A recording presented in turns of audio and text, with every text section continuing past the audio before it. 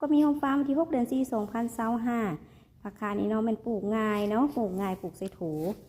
ก็ไม่ได้กินเด้อสำหรับคนนี้พื้นที่จำกัดมื้อนี้มาเสริมจะส่วนกันมาขยายพันธุ์ผักคาแบบง่ายๆเนาะ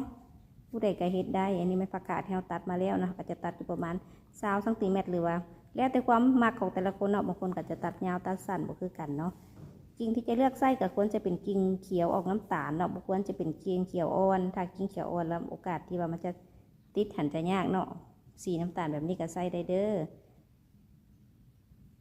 เราก็จะเลือกกิ่งที่พอดีงามเนาะถ้าเป็นกิ่งแก่หลายมันก็จะนานออกค่ะกิ่งอ่อนมันก็จะเหี่ยวเนาะกิ่งอยู่ประมาณเขียวน้ำตาลประมาณนี้มันพอดีงามการปักซ้ำอัตางอกก็จะเกิดขึ้นง่ายอันนี้มันตาเพิ่นเนาะตาเพิ่นที่จะโป่งยอดนี่เนาะเวลาเราปักซ้ำเราจะเอาทางด้านลุมนี่เนาะทางด้านลุมที่เป็นห้อยเตื่อยลงมานี่เนาะปักลงลุมเนาะเพราะว่าอาจจะสังเกตยากน้อยนึงเพราะว่าตามันน้อยเนาะก็ควรจะข้อหนึ่งเนาะควรจะอย่างน้อยมีสองตาขึ้นไปเนาะเพื่อรับประกันการงอกของการแตกของยอดเนาะหลังจากนั้นเขาจะมาใส่น้ำยาเล็งหากเนาะอย่างน้อย1 ชั่วโมงเนาะถ้าบ่มีน้ำยาเล็งหากก็ใส่M150ก็ได้แล้วเนาะหรือจะบ่ใส่ก็ออกคือกันเนาะเดี๋ยวเขาจะแช่ไว้หลังจาก1 ชั่วโมงแล้วเขาก็จะมาปักซ้ำเนาะซ้ำก็จะมีขี้แกบขี้ดินขี้ทรายผสมกันเนาะอย่างละ1 ส่วนเนาะหรือว่าจะใส่ขี้แกบหลายก้อนก็ได้เนาะแล้วแต่อันนี้อัตราส่วนบ่ตายตัวเนาะง่ายๆเลยก็แค่ปักซ้ำใส่ถุงปะไว้เนาะบินใส่อันนี้เขาเห็ดคอสั้นเนาะเพราะว่าเขาสำหรับทรงลูกค้าต่างแขวงถ้ามันเป็นคอยาวเนาะเวลามันโป่งขึ้นมาใบมันก็จะสูงเวลาเขาใส่แกะเนี่ยมันก็จะยุ่งยากเนาะเพราะว่าเขาจะเห็นใส่ลูกค้าต่างแขวงน้ำเราก็จะสั้นๆเนาะเวลาใส่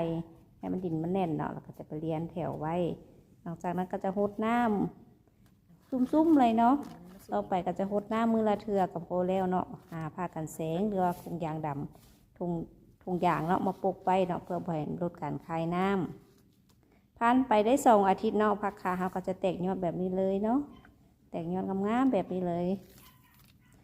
มันมีข้อตายมันมีข้ออยู่ใส่เนาะตัวที่มองใบมันอยู่นะมันก็จะแตกยอดอยู่มองนั้นเนาะฉะนั้นเวลาเขาตัดเขาก็ควรอย่างน้อยมันมี2 ข้อเนาะคือตัวนี้เนาะตัวนี้มันจะโกนมันก็จะมีโอกาสเหี่ยวเนาะ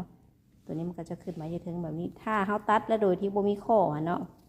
โดยที่บ่มีข้อมองใบนะมันจะบ่แตกเลยอันนี้แม่นต้นที่เขาตัดไปแล้วเนาะ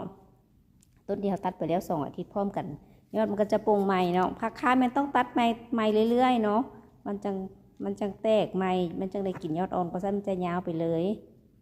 อันนี้เขาตัด